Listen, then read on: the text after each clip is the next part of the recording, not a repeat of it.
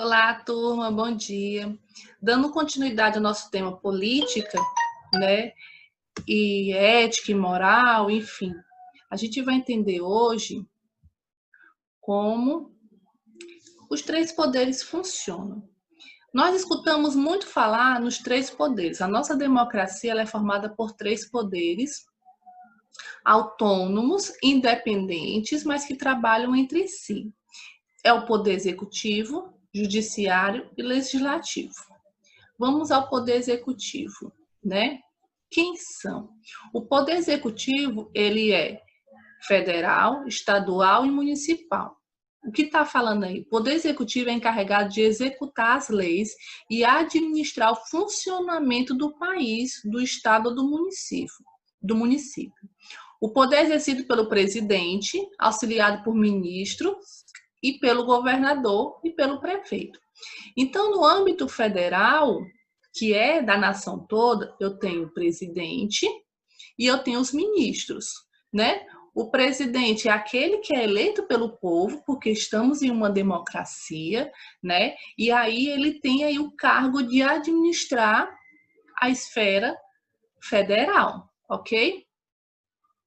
Os ministros, que são pessoas escolhidas, nomeadas pelo presidente, ele tem o poder de auxiliá-lo, né? No exercício do poder executivo. Eles têm liberdade para executar as ações nas suas áreas de responsabilidade, como saúde, educação e outras áreas, ok? Na esfera estadual, a gente tem o governador e os secretários estaduais. Por exemplo, aqui no Ceará, o poder executivo é exercido pelo governador Camilo, né? E aí os secretários estaduais, né, são indicados pelo governador e devem auxiliá-lo. Ou seja, a gente tem aqui o secretário da Saúde, que auxilia o Camilo, por exemplo, nessa pandemia, né, que está acontecendo. Então, os números de secretarias estaduais variam conforme a necessidade local, ou seja, não tem um número específico, ok? E na esfera, já falei aqui, né? E na esfera municipal é pelo prefeito e pelos secretários municipais. No nosso caso, o prefeito é o Roberto Cláudio, né? E aí eu também tenho secretários municipais. Os secretários municipais são escolhidos pelos prefeitos para orientar, coordenar e executar as atividades de órgão relacionada à prefeitura. Por exemplo, a Secretaria de Saúde, Secretaria de Transporte, entre outros. Então, essa é a esfera do executivo, ok? No poder judiciário, aquele, né? Eu tenho a esfera federal e a esfera estadual. É o poder encarregado de fazer com que as leis elaboradas pelo poder legislativo sejam cumpridas, resolvendo os conflitos e garantindo os direitos individuais, coletivos e sociais. Seu órgão máximo é o Supremo Tribunal Federal, cujos ministros são nomeados pelo presidente da República. Existem alguns órgãos, tribunais e juízes federais, estaduais e no Distrito Federais, mas não municipais, certo? Então, no federal, eu tenho responsável somente pelas ações em que a União e as empresas públicas federais são parte do processo. Cabe a ele julgar processos de disputas indígenas, causas que envolvem naturalidade, naturalização ou que envolvam as partes estrangeiras. Fica em suas mãos também o julgamento de crimes políticos, infrações que envolvam o interesse da União ou que ocorram a bordo de aviões ou navios. Ou seja, tudo que envolve o interesse nacional, né? Que tem ali uma modificação da esfera nacional. Já o estadual, que são dos juízes estaduais, aí sim, eles atuam na esfera local, né? Na esfera estadual. E pode julgar casos que envolvam pessoas físicas, jurídicas e públicas. Ou seja, se a pessoa cometeu algum crime, né, e ela vai ter que pagar por isso, e aí é um crime que envolve, sei lá, um roubo, alguma coisa assim, ele vai ser julgado na esfera estadual. Deu para entender? E, por fim, eu tenho poder legislativo, não nessa ordem, tá, gente? Eu quis começar do maior para o menor. federal, estadual e municipal. É encarregado de criar as leis e fiscalizar as ações do Poder Executivo. Por isso que muitas coisas que o presidente faz passa pela Assembleia antes para ver se é realmente aprovado, né? Que eles têm esse cargo de ficar inspecionando. É exercido pelo Congresso Nacional, senadores e deputados federais, pelas Assembleias Legislativas, deputados estaduais e pela Câmara Legislativa, que é o Distrito Federal, e pelas câmaras municipais, que são os vereadores. Então, pelo lado federal, eu tenho senadores e deputados federais. Quem são os senadores? Atualmente, o Senado Federal brasileiro tem 81 senadores. O mandato de senador dura 8 anos, né?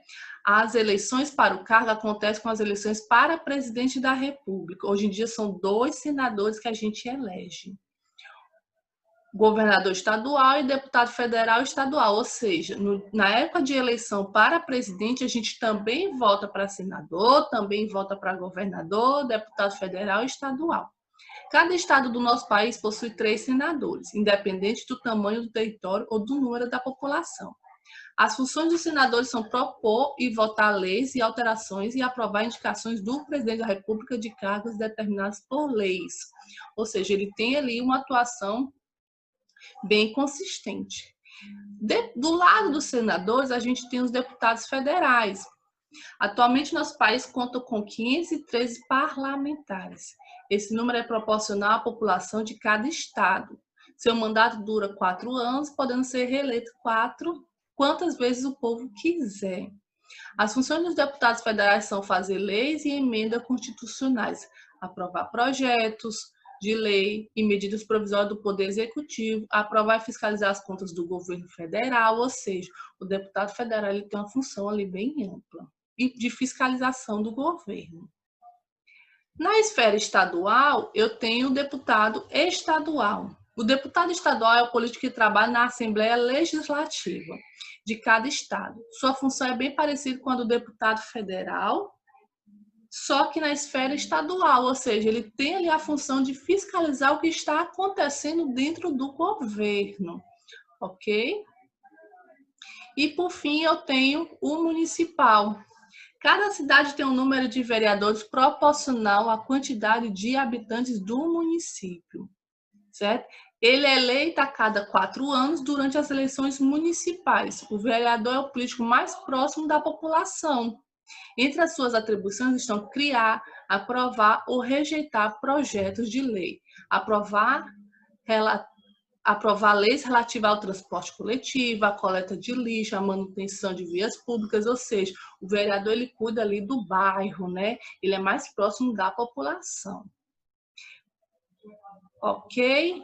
Galerinha, olha só, era mais para a gente poder conhecer, porque muitas vezes a gente fica ali sem saber qual é a função de cada órgão, né? A gente precisa entender como é que funcionam nossos 3 poderes, para saber que eles atuam de forma ali independente e autônoma, mas que eles podem também interferir na realização dos projetos e ou não dos outros poderes. Trouxe aqui um videozinho para vocês, vou compartilhar, tá? Para ficar melhor de entender como é que funciona, tá? Vou sumir aqui um pouquinho, porque aí vocês, né, acabam enxergando melhor. Ok? Bora lá.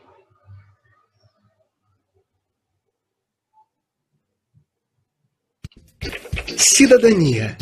Essa é uma palavra que a gente ouve e lê a toda hora. É sempre lembrada nos discursos políticos, nos movimentos sociais e nas questões que envolvem os direitos das pessoas. A cidadania é constituída por um conjunto de direitos e deveres que permite aos indivíduos participar da vida política e do governo de seu povo. Esse conceito nasceu há alguns milhares de anos, na Grécia Antiga, de Platão e Aristóteles. Era o tempo das polis, e uma das principais foi Atenas. Ali se organizou pela primeira vez um sistema participativo de governo, onde os cidadãos tinham direito de tomar as principais decisões dos rumos da sociedade. Mas nem todas as pessoas eram consideradas cidadãs, apenas os homens adultos, filhos de pais atenienses. As mulheres, os escravos e os estrangeiros não tinham acesso à cidadania. Já na Roma Antiga, se desenvolveu o conceito de direito, com um sofisticado conjunto de leis que estabelecia e resguardava os direitos dos cidadãos, e que até hoje é uma das bases do sistema jurídico ocidental. Mas quem realmente tinha pleno acesso a esses direitos eram os chamados patrícios. Ficavam de fora mulheres, escravos e plebeus. Ao longo da história romana, os plebeus foram conquistando direitos, o que ampliou o acesso à cidadania no Império Romano. Foi durante a Revolução Francesa que a discussão da cidadania retornou com força. Os aristocratas, que comandavam a França desde a Idade Média, perderam o poder e as cabeças. E aí se consolidava a divisão do Estado em 3 poderes: executivo, legislativo e judiciário. Mas, novamente, os direitos civis não eram os mesmos para todos. As mulheres, por exemplo, continuavam sem cidadania plena. Ao longo da história, o conceito de cidadania tem evoluído constantemente. Atrelado a conquistas de direitos civis, como o fim da escravidão legal, o reconhecimento dos direitos das mulheres e a Declaração Universal dos Direitos Humanos. No entanto, a cidadania precisa ser garantida em 2 planos: o formal e o real. A cidadania formal é aquela garantida nas leis. A cidadania real é aquela que vivemos em nosso dia a dia. No Brasil, a Constituição de 1988 foi chamada de Constituição Cidadã, por sua natureza democrática, inclusiva e protetora dos direitos individuais. Mas as minorias, pessoas vivendo abaixo da linha de pobreza e pessoas com necessidades especiais, são alguns exemplos de grupos que ainda lutam para conquistar sua cidadania real, e muitas vezes formal. Para garantir nossos direitos e aspirações, precisamos participar das questões que envolvem os direitos de cidadania. Devemos, em princípio, lembrar que direitos e deveres são lados da mesma moeda. O voto é importante, mas não é a única possibilidade de participação cidadã. Seguir as leis, respeitar os direitos de outras pessoas, educar e proteger nossos semelhantes e defender a natureza, entre outros, são deveres essenciais para o pleno exercício da cidadania. Podemos ainda nos engajar em movimentos sociais e ambientais, participar de associações e ONGs. Procure formar e expressar sua opinião com coerência e espírito democrático. Busque seus direitos e exerça sua cidadania.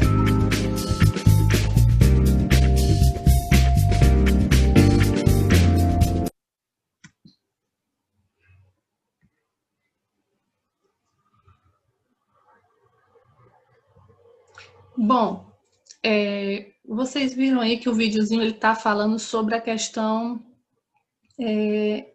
de exercer a cidadania. A gente tem muito em mente que exercer a cidadania é somente na hora do voto, e não é bem assim que funciona, né? O voto, ele é sim importante, ele deve ser sim consciente, ele deve realmente ser embasado em questões que você acredita que o candidato ou a candidata possam ter. Isso é realmente relevante, isso que deve ser levado em consideração na hora do voto, né? Você votar de forma consciente, mas não é simplesmente votar, chegou o dia da eleição, votei, terminou a eleição, pronto, acabou o meu exercício de cidadania. Não é bem assim que funciona. Na verdade, muito da política mundial quer realmente que você pense dessa forma, que você se sinta cidadão na hora do voto e simplesmente depois disso a sensação e o seu direito de cidadão passe. E aí o que acontece? A cidadania ela é muito mais além, né? É você realmente contribuir de uma forma social dentro da sociedade. Ou seja, ele falou ali um trabalho voluntário, se ligar a associações, fazer um trabalho realmente que te mostre engajado em uma sociedade para que ela possa melhorar, né? E aí ele trouxe alguns conceitos e hoje uma das pautas mais importantes é a questão também ambientalista. A questão ambientalista ela não é só natural, ela é política também.